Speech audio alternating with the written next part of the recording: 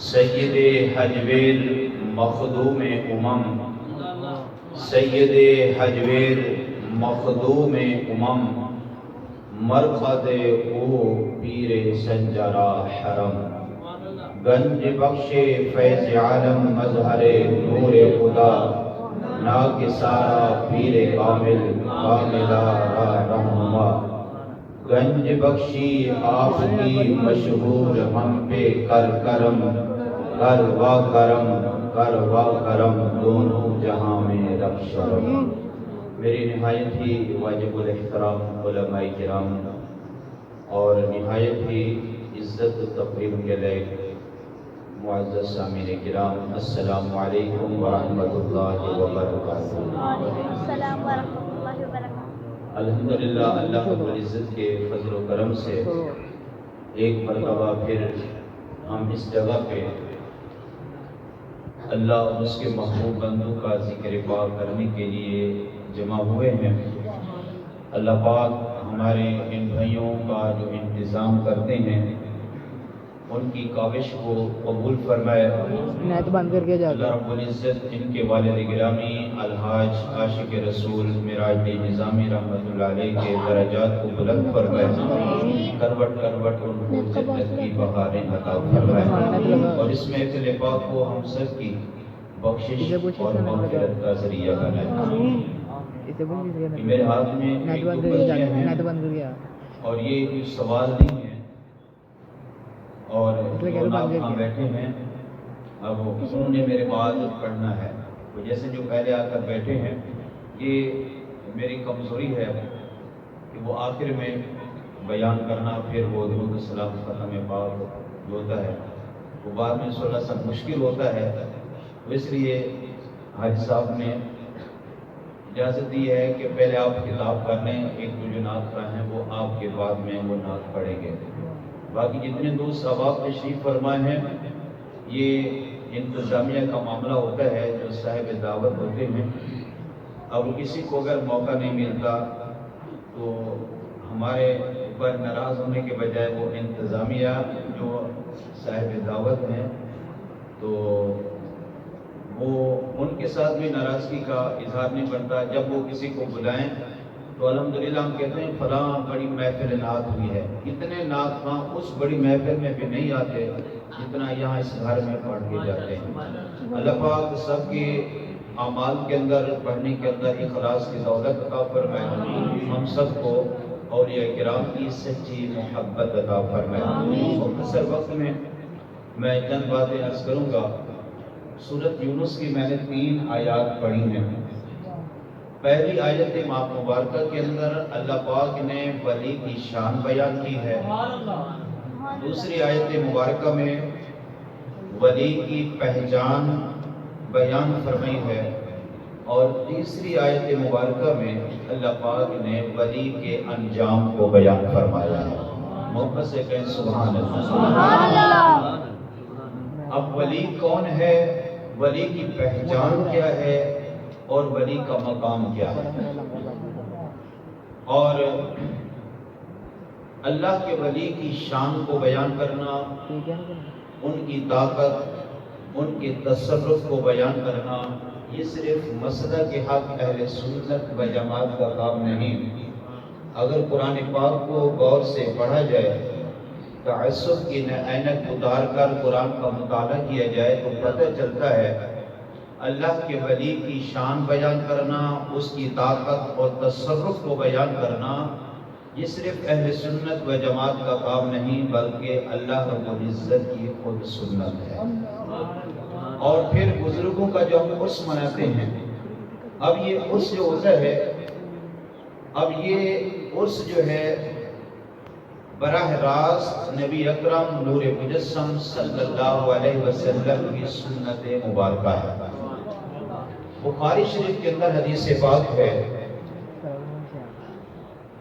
حضرت عقبہ بن عامر رضی اللہ تعالی عنہ حدیث کے راوی ہیں کہ رحمت عالم نور مجسم صلی اللہ علیہ وسلم اپنے وصال سے چند مہینے پہلے احد شریف پر تشریف لے آئے، شہدائے احد کے مزارات پر۔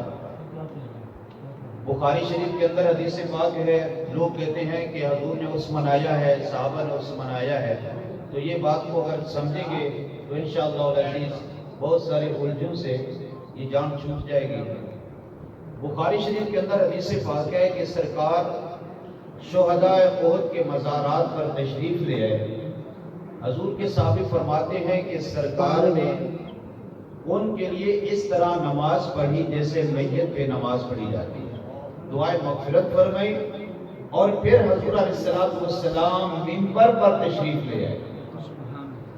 اب سوال یہ ہے کہ منبر قبرستان میں رکھا نہیں جاتا، منبر تو ہوتا ہے مسجد کے اندر۔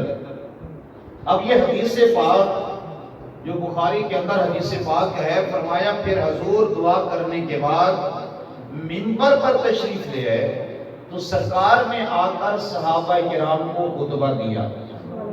خطبہ کیا تھا؟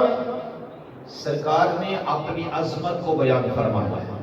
سرکار نے فرمایا کہ میں تمہارا پیش ہوں، پیش خیمہ ہوں، میں تم پر گواہ ہوں۔ اللہ پاک نے مجھے جنت کے خزانوں کی چابیاں عطا فرما دی ہیں۔ میں اس وقت یہاں پہ کھڑے ہو کر اپنے حوض کوثر کو دیکھ رہا ہوں، اور فرمایا کہ مجھے تم پر اس بات کا کوئی ڈر خوف نہیں کہ میرے بعد تم شرک کرو گے۔ فرمایا ہاں اس بات کا ڈر ضرور ہے کہ تم میرے بعد دنیا سے محبت کرنے لگو۔ یہ 5 چیزیں اس کے موقع پر حضور نبی کریم صلی اللہ علیہ وسلم نے شہدائے احد کے مزارات میں حاضری، ان کو دعائے مغفرت عطا کرنے نوازنے کے بعد سرکار دو عالم صلی اللہ علیہ وسلم کے لیے منبر بچھایا گیا۔ وہاں منبر تو نہیں تھا، پتہ چلتا ہے کہ صحابہ کرام اہتمام کے ساتھ منبر بھی ساتھ لے کر گئے۔ وہاں ان کے مزار پر ہم حاضری بھی دیں گے، حضور ان کے لیے مغفرت کی دعا بھی فرمائیں گے، اور پھر شہدائے احد کا ہم عرس بھی منائیں گے۔ تو اس بزرگوں کا منانا یہ براہ راست میرے آقا کریم صلی اللہ علیہ وسلم کی سنت مبارکہ ہے۔ حضور علیہ السلام کے وصال کے بعد صدیق اکبر ہر سال جاتے تھے، حضرت فاروق اعظم ہر سال جاتے تھے، عثمان غنی رضی اللہ تعالی عنہ ہر سال جاتے تھے۔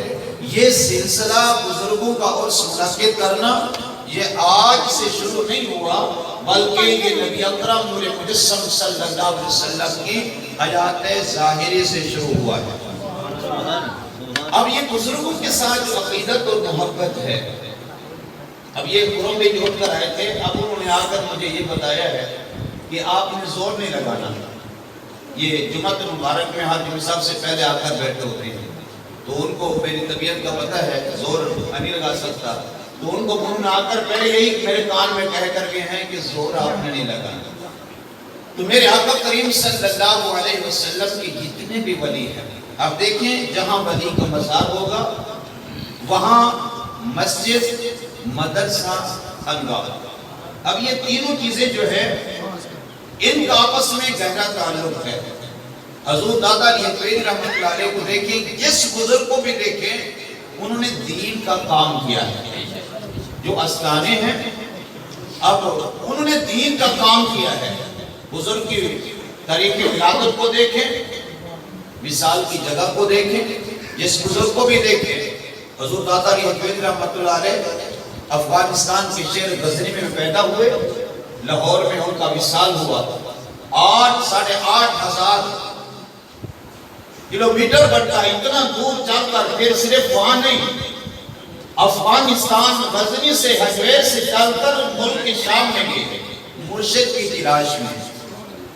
اب کوئی پیر اس وقت تک پیر نہیں بن سکتا۔ امام اہل سنت امام احمد رضا خان فاضل بریلوی رحمۃ اللہ علیہ فرماتے ہیں پیر کون ہے، ولی کون بن سکتا ہے؟ ولی فرمایا پیر وہ آدمی بن سکتا ہے جس کا سب سے پہلے عقیدہ درست ہو۔ پیر آج ہم یہ دکانداریاں کھل چکی ہیں ہر گلی محلے کے اندر، یہ پیری مریدی کا جو سلسلہ شروع ہو گیا ہے۔ پہلے ہم نے دیکھنا ہے کہ یہ ایسا آدمی ہے کہ ہم اس کے ہاتھ میں ہاتھ دے سکتے ہیں، کیا اس قابل ہے؟ اب پیر کون بن سکتا ہے؟ فرمایا سب سے پہلی بات اس کا عقیدہ درست ہو، صحابہ کرام، نبی پاک صلی اللہ علیہ وسلم، انبیاء کرام، اہل بیت اطہار کا با ادب ہو۔ جو بے ادب ہے وہ کبھی پیر نہیں بن سکتا۔ دوسری بات اس کے لیے ضروری ہے وہ عالم ہو، ضروریات دین کا علم رکھنے والا ہو۔ تیسری بات یہ ہے وہ باعمل بھی ہو، باعمل بھی ہو، یہ پیر کے لیے ضروری ہے۔ فرمایا چوتھی بات یہ ہے کہ اس کا سلسلہ طریقت اس سے لے کر نبی پاک صلی اللہ علیہ وسلم کی ذات تک متصل ہو، منقطع نہ ہو۔ تو جس بندے کے اندر یہ چار چیزیں موجود ہوں بندہ وہ پیر بن سکتا ہے۔ اس کے ہاتھ میں آپ ہاتھ دے سکتے ہیں۔ اب حضور غوث پاک رضی اللہ تعالیٰ عنہ کو دیکھیں، کتنا بڑے ولی ہیں، پیروں کے پیر ہیں، لیکن یہ بھی حضرت ابو سعید مخزومی رحمۃ اللہ علیہ کے ہاتھ میں ہاتھ دیا ہے۔ بابا فرید الدین کنشکر رحمۃ اللہ علیہ کو دیکھیں، کتنا بڑے پیر ہیں، جن کو اللہ پاک نے یہ طاقت عطا فرمائی ہے، مٹی کو ہاتھ لگا کر سونا بنا دیتے ہیں۔ اب انہوں نے اپنے مرشد کو تلاش کیا۔ لوگ کہتے ہیں مرشد کی کیا ضرورت ہے، ہمارا مرشد ہمارا پیر نبی پاک صلی اللہ علیہ وسلم ہے۔ ان پاگلوں سے کوئی پوچھے کہ ہمارے تو دادا پیروں کے پیر ہیں، غوث پاک پیروں کے پیر ہیں، ہمارے آقا کریم صلی اللہ علیہ وسلم تو وہ تو انبیاء کے امام ہیں۔ تو میرے آقا کریم صلی اللہ علیہ وسلم کی امت کہ یہ سلسلہ طریقت تو جو چلا ہے، جتنا بڑا آدمی کیوں نہ ہو وہ کسی نہ کسی بزرگ کے ہاتھ میں ہاتھ دیتا ہے۔ حضرت بابا فرید الدین کنشکر رحمۃ اللہ علیہ نے جس کو ہاتھ دیا، ان کا ہاتھ حضرت خواجہ معین الدین چشتی اجمیری کے ہاتھ میں ہے۔ اب ان کا ہاتھ بابا فرید الدین کنشکر رحمۃ اللہ علیہ کا ہاتھ خواجہ قطب الدین بختیار کاکی کے ہاتھ میں ہے۔ خواجہ قطب الدین بختیار کاکی رحمۃ اللہ علیہ کا ہاتھ خواجہ معین الدین چشتی کے ہاتھ میں ہے۔ خواجہ معین الدین چشتی کا ہاتھ خواجہ عثمان ہارونی کے ہاتھ میں ہے۔ تو جتنے بھی سلسلے ہیں، حضور داتا علی حجویری رحمۃ اللہ علیہ کو دیکھو، اب آپ کا ہاتھ خواجہ ابو الفضل محمد بن حسن خدری کے ہاتھ میں ہے۔ وہ مرید ہیں خواجہ حسنی رحمۃ اللہ علیہ کے، وہ مرید ہیں